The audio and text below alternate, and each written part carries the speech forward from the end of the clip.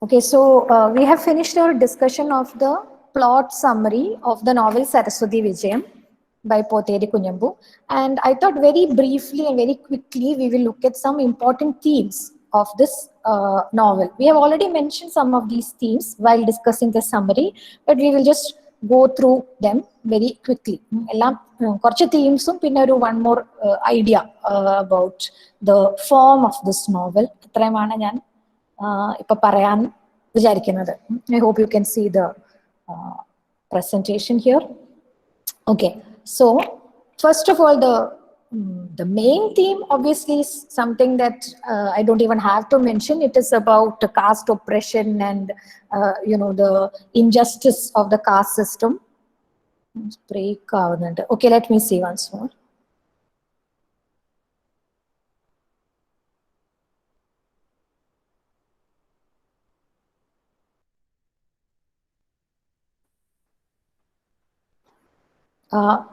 Is my voice clearer now, guys?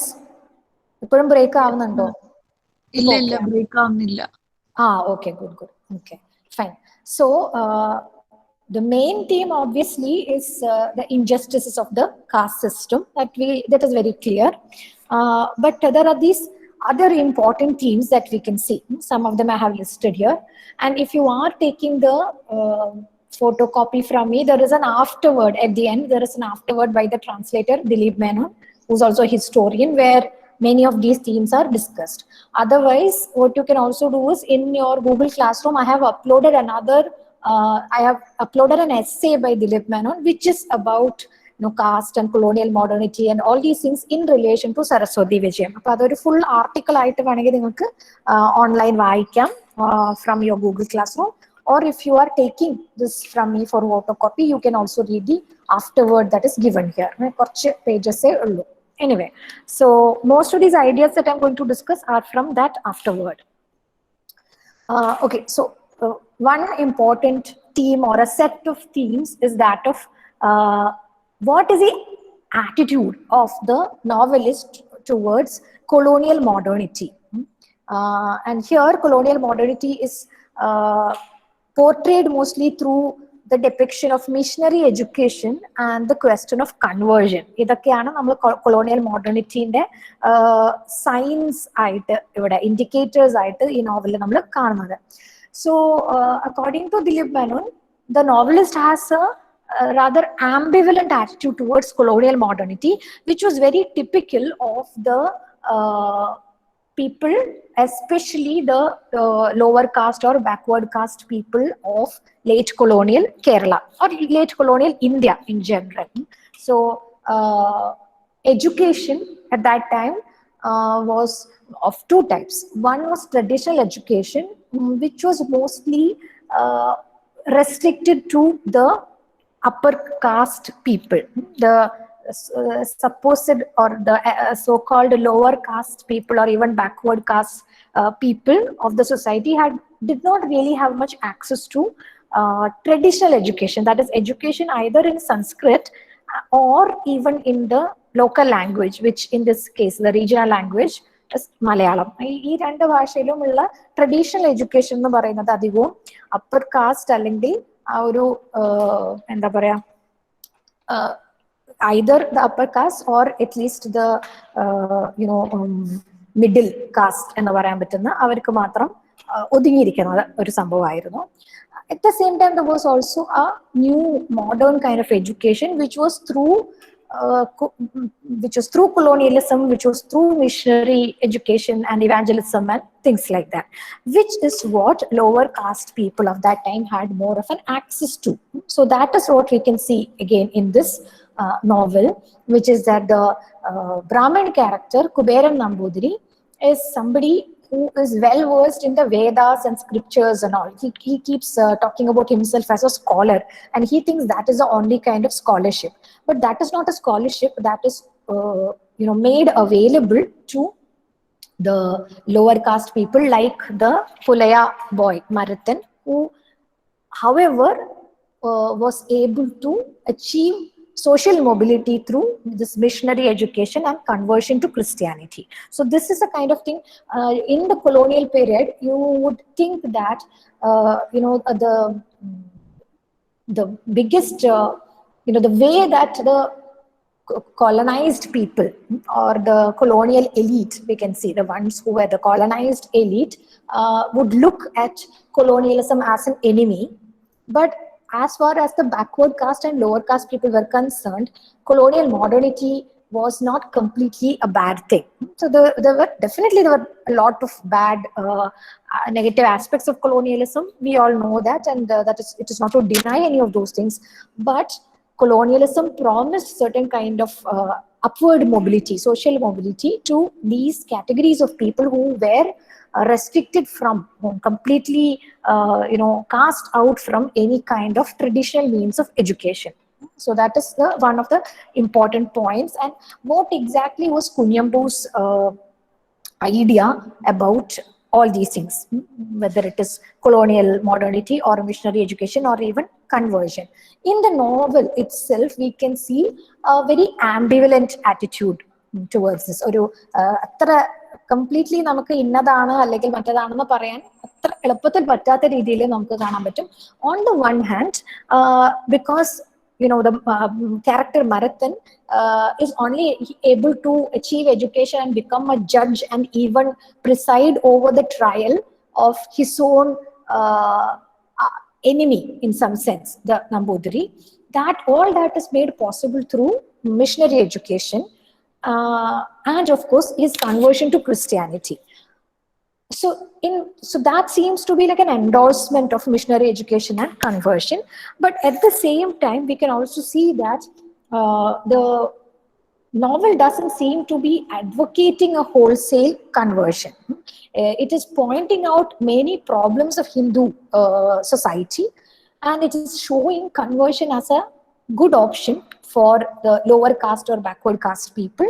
But it is also not 100% going in favor of conversion. It's not saying anything against conversion and English education, but it is also not pushing it too much. And this we can see when we look at the life of the author himself. He is not somebody who ever converted to Christianity. At the same time, as Dilip Menon mentions, after the publication of Saraswativijayam, later he came up with another book called Tear. The book is just called Tear, which is about the Tiya community of Malabar, in which he says that the only way forward for Tiya people is to convert to Christianity. He makes a very strong claim about that. At the same time, we know that in his own life, he never converted. So he has a very ambiguous or ambivalent relationship with the whole question of conversion. But as far as this novel is concerned, we can see that conversion, at least for the lower caste or backward caste people, is shown as a way towards social mobility, and therefore that we can see all those things here.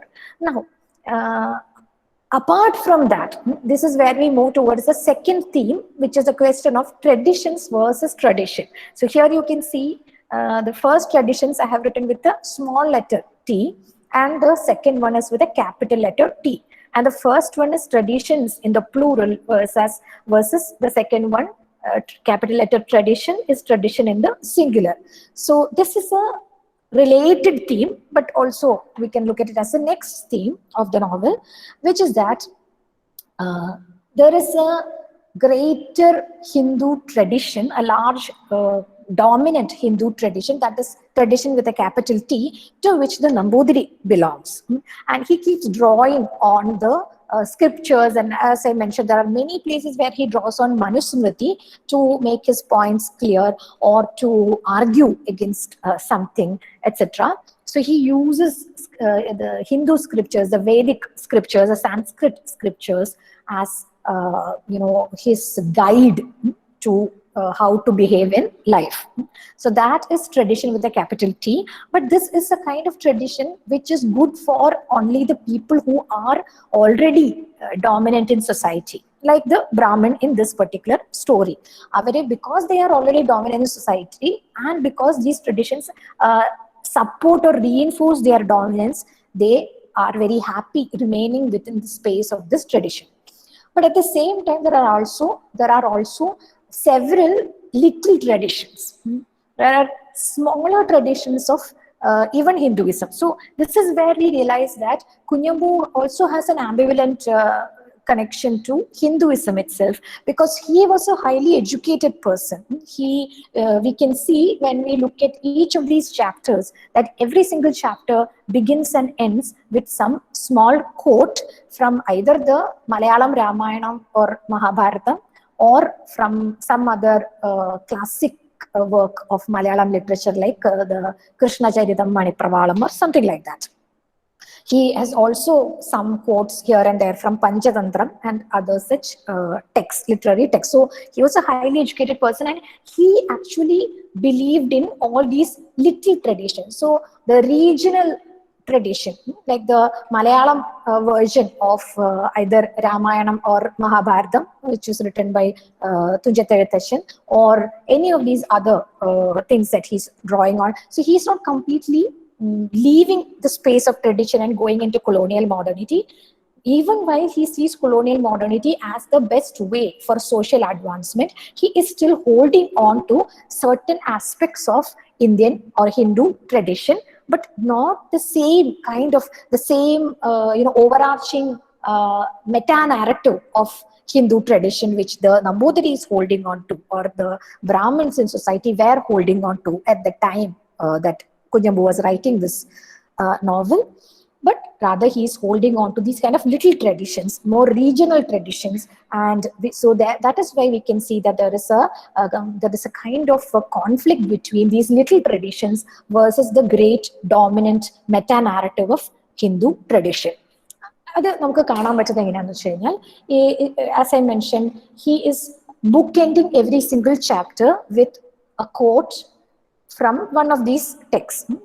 That means at the beginning of a chapter there is a quote, at the end of a chapter also there is a quote, and these quotes are not there just for show. Some critics at the time that Kunyambu wrote this novel, some critics pointed out that this is just the author trying to show off his erudition. അയാള് scholar ആണ്, ഇതൊക്കെ എനിക്ക് അറിയാമെന്ന് show of ചെയ്യാൻ വേണ്ടിയിട്ട് author കാണിച്ചതാണെന്ന് ചില critics പറഞ്ഞിരുന്നു ആ സമയത്ത്.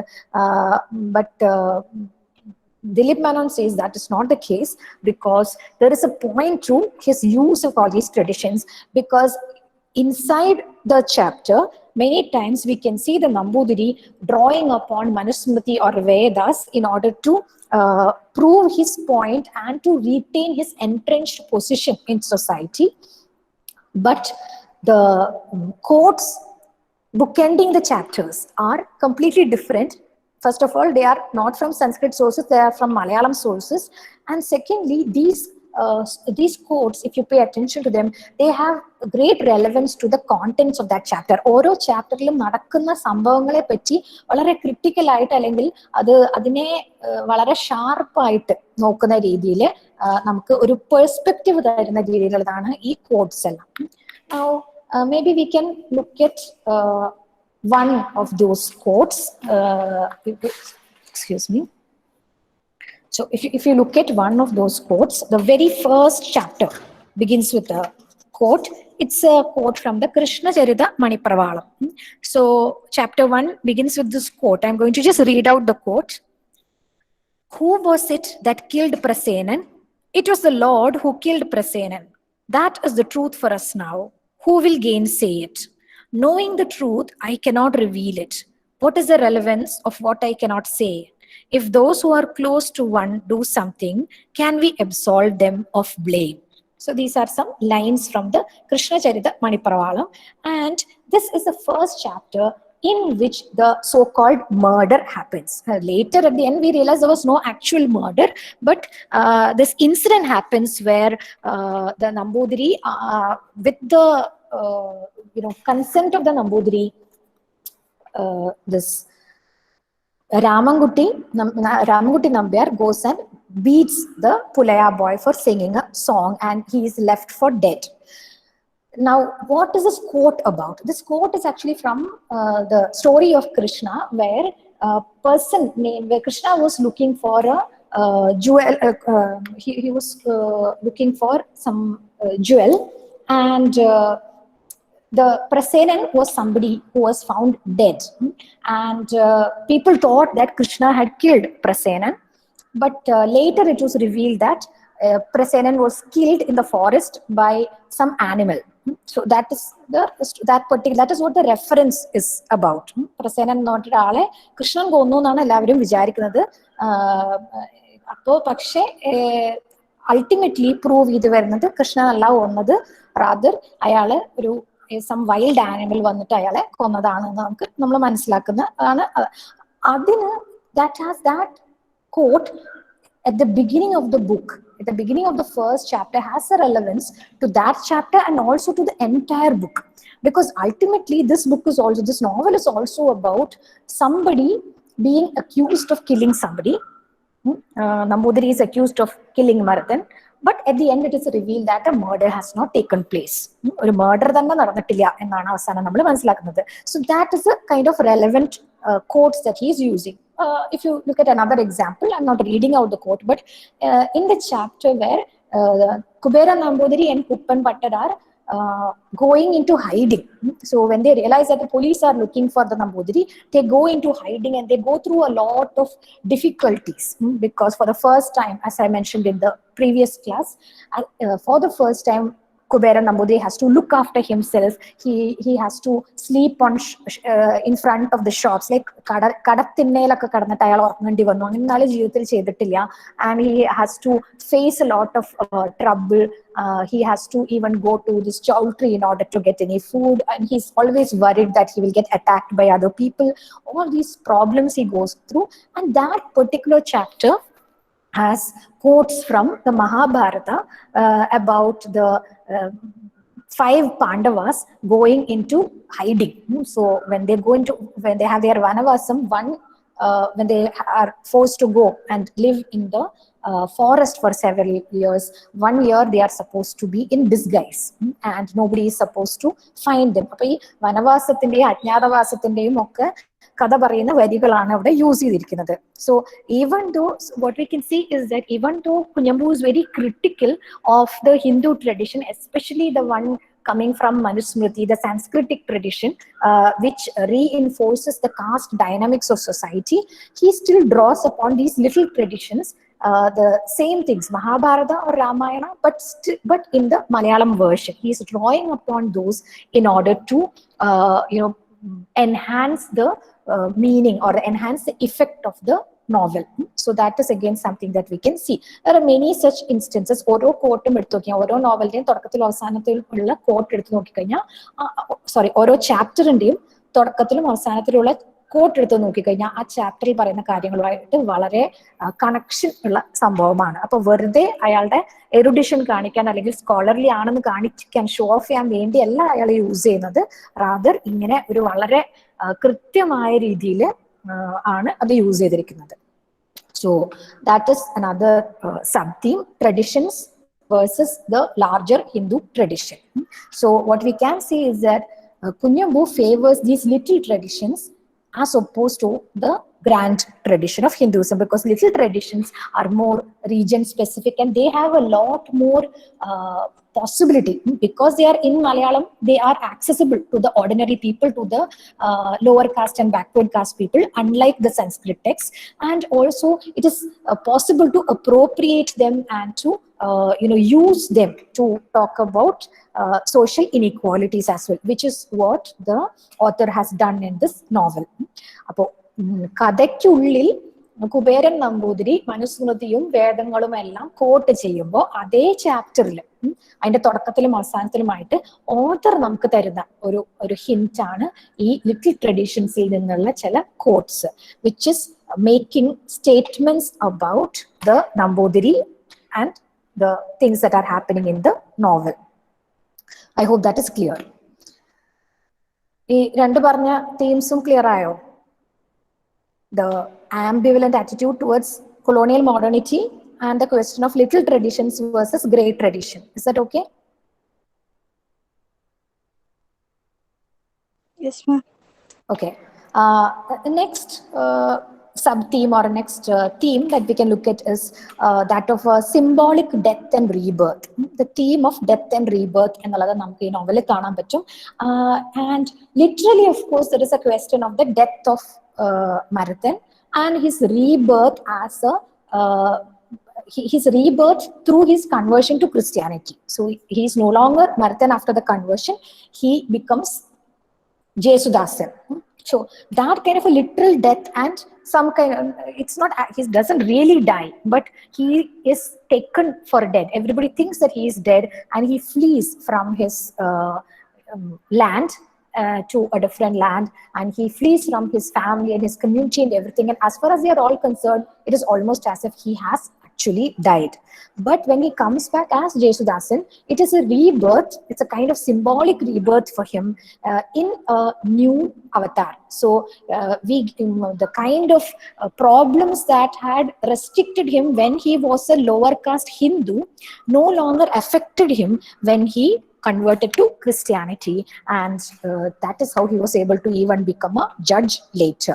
So that kind of a death and rebirth എന്നുള്ളത് symbolic ആയിട്ട്, ലിറ്ററലായി ആരും മരിക്കുന്നില്ല, മരിച്ചിട്ട് റീബോൺ ആവുമെന്ന് പുനർജന്മം ഒന്നും ഉണ്ടാവുന്നില്ല. ഒരു സിംബോളിക് ലെവലിൽ നോക്കിക്കഴിഞ്ഞാൽ മരത്തിന്റെ കേസിൽ definitely we can see very easily that there is a kind of symbolic death and rebirth to him. But apart from that, the main character of the story is this novel is actually the Nambudiri, Kubera Nambudiri. And what we see is also a kind of symbolic death and rebirth for this Nambudiri, because initially he was a very arrogant person who believed in the caste system, who wanted to uphold all his own caste privileges. But after this issue happens, when he is accused of killing Marathan and he is forced to go into hiding and he goes through all these experiences, he finally ends up in Kashi, Varanasi, which is a holy city, and all the places that he goes to in order to reach there are also, a lot of them are holy places like Rameshwaram and Tirunelveli and all that. He says ultimately he reaches Kashi, which is supposed to be a place where people go in order to get moksha or in order to get salvation. So supposedly you actually only get salvation after you die, but the idea is that if you go on a pilgrimage to Kashi, you can actually, even without dying, you can cleanse yourself of all your sins if you go and dip yourself in the Ganga. So that Kashi has that kind of a resonance as well within the Hindu tradition, and it is to Kashi that our Nambudiri goes, and there, through his immersion in in society, in all kinds of other traditions, he meets people from Arya Samaj, Brahma Samaj, all kinds of communities, and then he realizes that whatever he had believed earlier was a very narrow-minded version of Hinduism and of tradition, etc.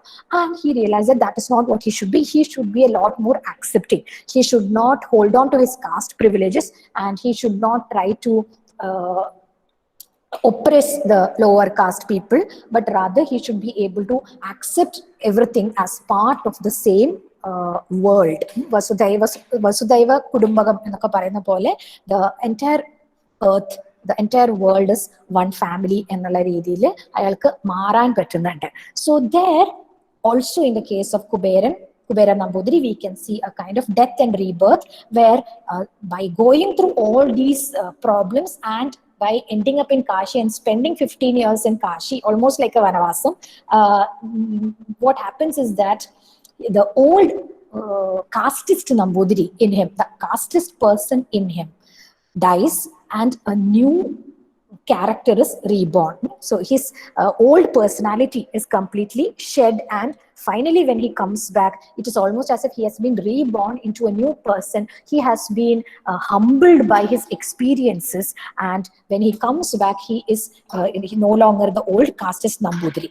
So that kind of a symbolic journey of death and rebirth is something that is common to both Marathan and Kuberan Nambudiri, but in completely different ways. The next sub-theme is also connected to this, that of travel and transformation.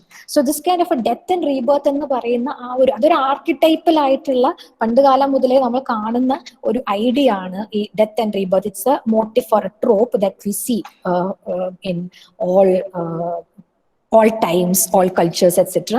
But ഇവിടെ ആ death and rebirth സംഭവിക്കുന്നത് it is a metaphorical or symbolic death and rebirth എന്ന് നമ്മൾ പറഞ്ഞു. And that happens through travel. So travel aids in the transformation of people's character. And again, we can see that in the case of both these characters, Marathon as well as our Kuberan Nambudiri. Both of them actually travel a lot and they are transformed through their travels. But again, this is in two different ways. The Nambudiri, as we mentioned, travels through all these holy places. So he actually takes a long, he travels throughout India. At that time, there was no India. It was, before independence. But he travels through so many places of what we now consider India in order to finally reach Kashi, and then he comes back to Kerala. So there is a actual literal travel that he's doing. But along with the literal travel, he's also traveling through many different cultures, many different customs, etc. He's exposed through travel, he is exposed to all these different customs, and then he realizes that whatever he had considered to be the right thing, it is a very subjective way of living. So society il engane jeevikanam, what should be the relation between different social classes, between different castes, between genders ennalladine pattiyokkalla iyalku ariyamennu vicharicha karyangalella, all those come from the Vedas or Manusmriti. But he realized that even those are interpreted completely differently by people in other lands. And even when he meets people from Arya Samaj and Brahma Samaj, they convince him that he should actually become part of a much larger and open-minded or open-hearted or inclusive category of Hinduism. So that is a kind of transformation through travel that Kuberan Nambudiri goes through. On the other hand, Marathan, after escaping from that place where he was left for dead, we see that he also travels, and ultimately from Malabar he travels to Madras, which is where he is able to he is able to become this judge. He is able to achieve all the social mobility that he could not have achieved if he had stayed in his own land. സ്വന്തം നാട്ടിൽ നിന്നിരുന്നെങ്കിൽ നമ്പൂതിരി ഒന്നും വന്ന് തല്ലിയില്ലായിരുന്നെങ്കിലും അയാൾക്ക് achieve ചെയ്യാൻ പറ്റാത്ത പല കാര്യങ്ങളും ഈ മിഷണറി എഡ്യൂക്കേഷൻ കാരണവും മദ്രാസിലേക്ക് ട്രാവൽ ചെയ്ത കാരണവുമാണ് ഇയാൾക്ക് ഇതെല്ലാം ചെയ്യാൻ പറ്റുന്നത്. So travel transforms Marathon in a completely different way, and then at the end of his transformation, he also becomes a new character, a new kind of person. He has also renamed himself as Jesudasan, which basically means the servant of Jesus. So just like Jesus, he comes back as a kind of as a very compassionate character, because at the end, because there are so many evidences against the Nambudiri, so there was no reason actually for Jesudasan to say that actually I am that person and I am still alive, so you have not killed anybody, you can go. So that it took a lot of compassion from his side in order to say that, because if he had kept a grudge, if he had held a grudge against the Nambudiri, he could have very easily not said this, and then with just the weight of the evidence and the testimonies against him, the Nambudiri would have been convicted. But Jesudasan took an extra care to point out that he was actually the person who was supposed to be killed by the Nambudiri, and because he is alive, this case no longer holds. അത് അങ്ങനെ അയാൾ പറഞ്ഞില്ലായിരുന്നെങ്കിലും ആരും അയാളെ കുറ്റപ്പെടുത്തില്ലായിരുന്നു. അത്രയ്ക്കും വലിയൊരു തെറ്റാണ് അയാളോടും അയാളുടെ കുടുംബത്തിനോടും നമ്മുടെ കുബേരൻ നമ്പൂതിരി ചെയ്തിരുന്നത്.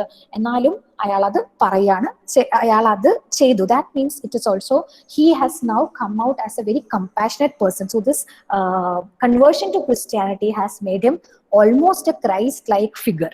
So here Christianity then stands for the forgiveness, the values of forgiveness and love and peace that are supposed to be basic to Christianity. അപ്പോൾ ആ ഒരു വാല്യൂസ് എല്ലാം അടങ്ങുന്ന ഒരു മനുഷ്യനായിട്ടാണ് ജേസുദാസൻ അവസാനം വരുന്നത്. Then finally, a couple of words about the use of this modern form called the novel by Potheri Kunyambu. So we already know that in Kerala there were already some other earlier novels like Indulekha, for example, and Potheri Kunyambu is also writing a novel. Both Chandamenon and Kunyambu, what they are doing is they are using a form that is a modern novel, which is very different from the existing kinds of writings, the existing forms and genres that were available in Kerala at that time. So this is again something which was taken as an influence of European colonialism, because it is through colonial modernity, through English education, that these people came into contact with the form called the novel. But they have also made it into a very they have infused it with so much of regional aspects. And Kunyambu's use of this novel form is very interesting, because it is not a typical traditional novel as we see in 19th century England or Europe, but rather it is mostly in prose, but it is also peppered with so many other kinds of formats, like these lines, the quotes from the text that I already mentioned, and also within the text, within the story, the Nambudiri also quotes from Manusmriti and the Vedas, and sometimes from Panchatantra. Then there are some anecdotes. ഞാൻ നേരത്തെ പറഞ്ഞ പോലെ ആ government officials ഡ്രിങ്കിങ്ങിനെ പറ്റി പറഞ്ഞ അനക്ഡോട്ടും അതിനോട് ഒരു response എന്നുള്ള രീതിയിൽ നമ്പൂതിരി കറപ്ഷനെ പറ്റി പറഞ്ഞ anecdotes ഒക്കെ ഉണ്ട്. So there are conversations and anecdotes which are part of this novel. Then when there are also certain very official looking question and answer sessions, there are two main ones. First one is when the Nambudiri went to Kozhikode to meet the government official who is asking about the custodianship of the temples. So there it is shown just like a transcript of an interview. Or interview ന്റെ transcript ആരോ എഴുതി വെച്ചത് പോലെയാണ് question answer എന്ന് പറഞ്ഞിട്ടാണ് ഇവരുടെ രണ്ടുപേരെയും conversation നമ്മൾ കാണുന്നത്, which is actually not something that we normally see in a traditional novel. So this is almost ഇപ്പോഴത്തെ പോസ്റ്റ് മോഡേൺ നോവലുകളിലൊക്കെ യൂസ് ചെയ്യുന്ന പോലത്തെ ചില ടെക്നിക്സ് ആണ്. But as far as Kunyambu was concerned, he was not particularly interested in novel per se, novel realistic ആവണം അല്ലെങ്കിൽ നോവലിന്റെ ആ ഒരു ഫീച്ചേഴ്സ് വെച്ച് തന്നെ എഴുതണം.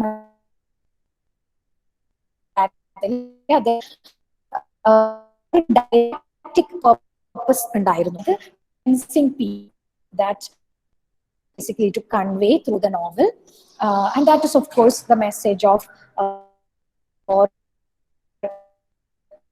society and the problems of caste discrimination and caste inequality. The problems of അതുകൊണ്ട് തന്നെ നോവലിന് വളരെ ഇൻട്രസ്റ്റിംഗ് ആയി ഇങ്ങനത്തെ കുറെ സംഭവങ്ങൾ. So the first dialogue I mentioned, that is between the governors, and it is almost like we are seeing the report of a he has actually worked in the court and he knows all these procedures. So adinte oru knowledge ഒക്കെ വെച്ച് അയാളുടെ experience ഒക്കെ വെച്ചിട്ടായിരിക്കാം അയാൾ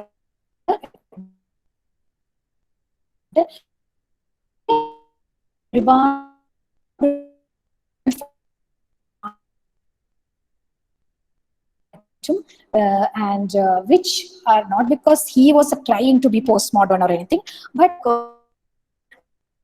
it's a borrowed form.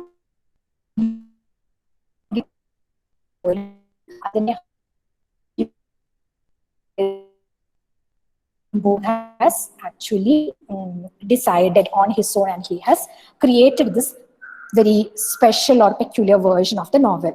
At the same time, it is a highly readable novel. Again, it's breaking. Okay, sorry. Is it still breaking? ഇപ്പൊ കേൾക്കുന്നുണ്ടോ? No? Yes ma'am, ഇപ്പൊ കേൾക്കാം. പക്ഷെ നേരത്തെ പറഞ്ഞതൊക്കെ ബ്രേക്ക് ആവുന്നുണ്ടായിരുന്നു. ഓക്കെ ഓക്കെ, ഏത് ഭാഗമാണ് എവിടം വരെയാണ് നിങ്ങൾക്ക് പ്രോപ്പറായി കേട്ടത്? മോഡേൺ നോവലിനെ പറ്റി പറഞ്ഞു കേട്ടോ? നമ്മൾ ട്രാവലിനെ പറ്റി പറഞ്ഞതൊക്കെ ക്ലിയർ ആയിരുന്നോ? Yes ma'am. ഓക്കെ, നോവലിനെ പറ്റി പറഞ്ഞത് ബേസിക്കലി ഇത്രേ ഉള്ളൂ. നോവൽ ഒരു ഇപ്പൊ ക്ലിയർ ആണ് എന്ന് ഞാൻ പ്രതീക്ഷിക്കുന്നു. നോവൽ ഒരു യൂറോപ്യൻ ഫോമാറ്റ് ആണ്. And 19th century novels in Europe were mostly very realistic. But Kunyambu is not really concerned about realism or about adhering to the form of a novel. Instead, he uses a novel not ഒരു artistic ആയിട്ടല്ല, ഒരു didactic പർപ്പസിന് വേണ്ടി, അതായത് to teach society something in order to convey a message to society. അങ്ങനെയാണ് അയാൾ use ചെയ്തത്. അതുകൊണ്ട് തന്നെ he has made a lot of formal innovations in the novel. ഇപ്പൊ നമുക്കത് വളരെ ഇന്നോവേറ്റീവ് ആയിട്ട് തോന്നും, പക്ഷെ അന്ന് കാലത്ത് പല ആൾക്കാരും അയാളെ ക്രിട്ടിസൈസ് ചെയ്തിരുന്നു. ഉള്ളൂർ അടക്കം, ഉള്ളൂർ കവി, മഹാകവി ഉള്ളൂർ അടക്കം, ഒരുപാട് ഉള്ളൂർ എസ് പരമേശ്വര അയ്യർ അടക്കം കുറെ ആളുകൾ ഇതിനെ കുറച്ച് ക്രിട്ടിക്കലായി തന്നെ നോക്കി കണ്ടിരുന്നു. ഇദ്ദേഹത്തിന്റെ എഴുത്തിൽ എന്തോ പോരായ്മയായിട്ടാണ് കണ്ടിരുന്നത്. But now when we look it we also realise that that is exactly, these are the kind of innovations that are being made even by the postmodern writers nowadays.